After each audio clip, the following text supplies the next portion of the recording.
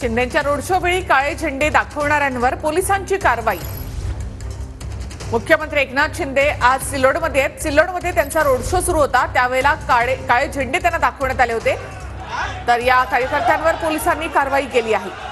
मराठा आंदोलकांकडून निषेध व्यक्त करण्यात आला होता। मुख्यमंत्री एकनाथ शिंदे यांचा सिल्लोडमध्ये रोड शो सुरू आहे। महिला सशक्तीकरण अंतर्गत या ठिकाणी लाडकी बहीण योजनेचा प्रचार आणि प्रसार या निमित्ताने मुख्यमंत्री एकनाथ शिंदे आज सिल्लोडमध्ये आहेत। मुख्यमंत्री एकनाथ शिंदेंना इथे मराठा आंदोलकांकडून काळे झेंडे दाखवण्यात आले होते।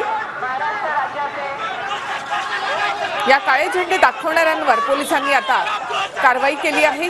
या कार्यकर्त्यांना ताब्यात घेण्यात आलेलं आहे। मुख्यमंत्री एकनाथ शिंदे यांचा सिल्लोडमध्ये हा रोड शो सुरू आहे। ही थेट दृश्य आपण पाहतो। शिंदेना काळे झेंडे दाखवणाऱ्यांवर कारवाई करण्यात आली आहे। मराठा आंदोलकांनी मुख्यमंत्री एकनाथ शिंदे यांना इथे काळे झेंडे दाखवले।